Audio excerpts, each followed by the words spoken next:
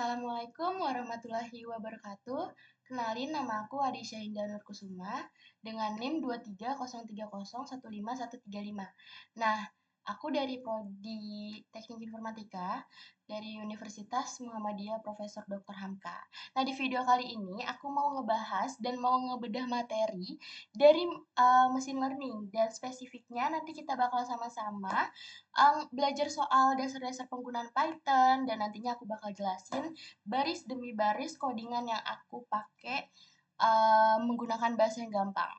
Dan mulai dari tipe data, logika perulangan, sampai gimana caranya ngebaca dataset dan bikin visualisasi grafik dari data tersebut.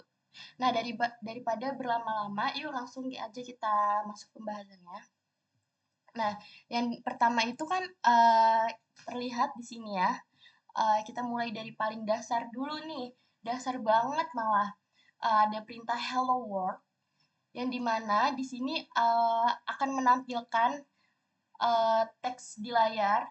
Terus kita juga bikin variabel atau wadah buat nyimpen data. Ada variabel x ini. X ini untuk angka bulat atau integer, Y ini untuk angka desimal, atau juga bisa disebut dengan float. Terus lalu ada di sini ada alias ya, atau disebut dengan string gitu. Terus juga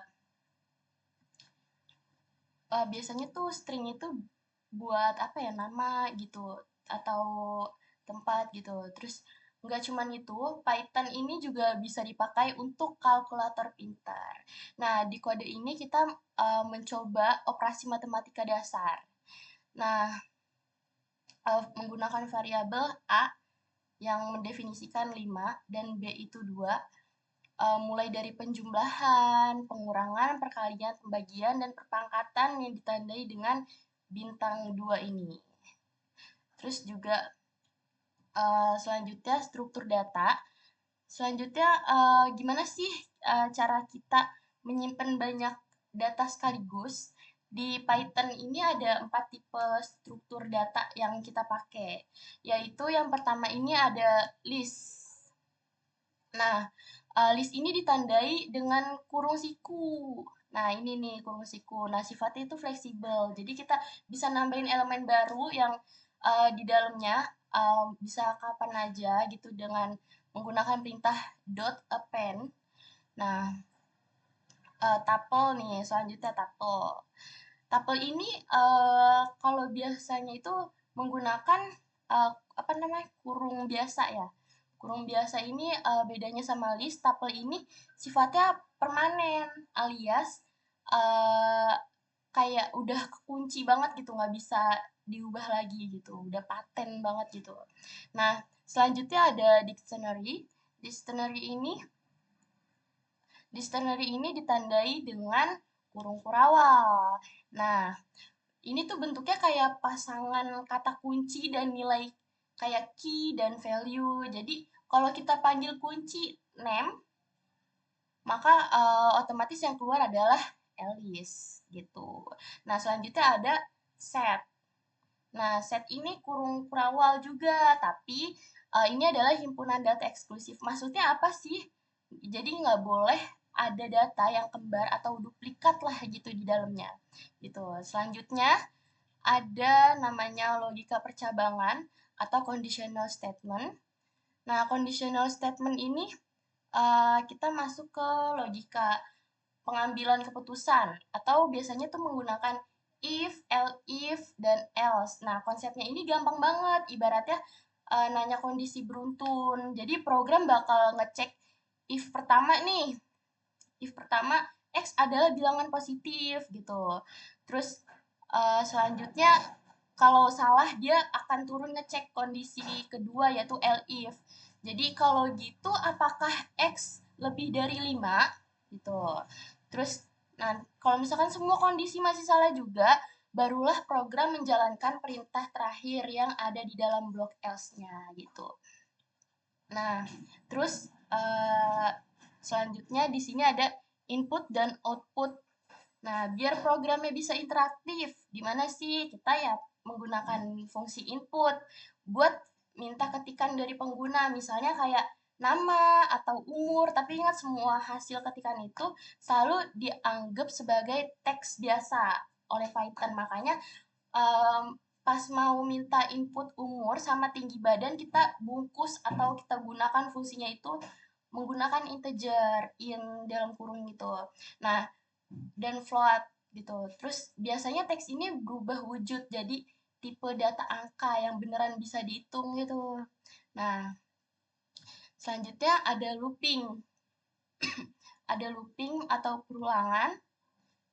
Nah, di sini biar kita nggak capek nulis kode yang sama berkali-kali, jadi kita pakai namanya looping atau perulangan. Kita menggunakan perulangan for untuk absen atau ngeluarin data satu persatu dari dalam list atau sebuah katanya. Terus juga ada while. Nah, while ini kita bakal terus muter dan ngejalanin perintah selama kondisinya masih bernilai benar. Nah, di dalam looping ini juga ada rem mendadak atau biasa disebut dengan break. Nah, break ini break ini itu untuk menghentikan perulangan secara paksa dan ada continue buat nge-skip atau putaran dan langsung lanjut ke putaran berikutnya. Lalu yang terakhir penjelasan di PPT ini ada asal usul data atau pembacaan dataset. Nah, ini dia yang biasanya kita paling sering ya untuk ngebaca dataset. Mungkin kalian bertanya-tanya sebenarnya data-data kayak file CSV, Excel, atau database SQL ini asalnya dari mana sih? Kalau dari materi aslinya diasumsikan kita untuk punya file datanya di laptop.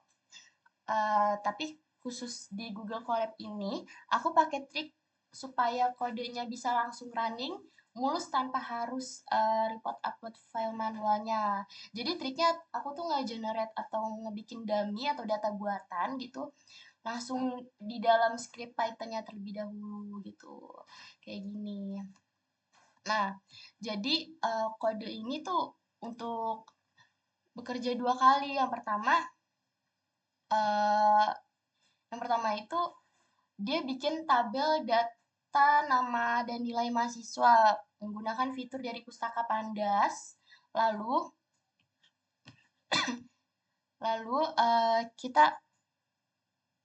otomatis menyimpan jadi file CSV, XLSX, JSON, dan bahkan dimasukkan ke database SQL virtual. Setelah file-file semua yang tadi itu berhasil tercipta di latar belakang Colab, barulah kode yang kita buat itu melakukan tugas utamanya, yaitu membaca data-data tersebut menggunakan perintah sakti, yaitu pd apa sih namanya, pdread CSV atau pdread Excel gitu. Nah, yang terakhir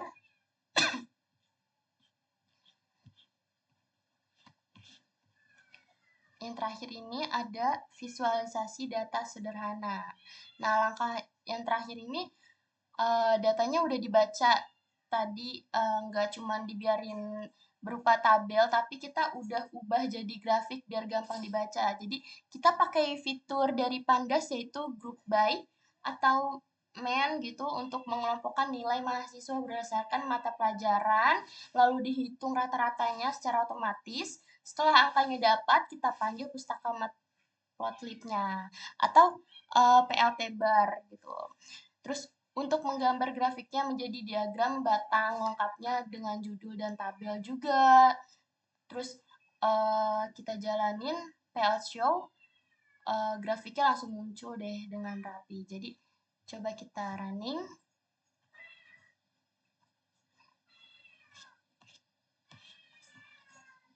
Di sini kita ketik nama saya Indah, umur saya 21 deh.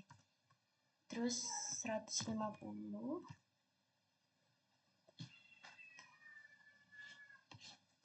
Nah, maka terlihat nih datanya berhasil semua. Jadi ini yang tadi perintah hello world udah berhasil. Terus ini juga variabel tipe data, operasi aritmetika, kalkulator sederhana. Terus ini juga list, tuple, dictionary, hasilnya sudah berhasil semua. Seperti ini.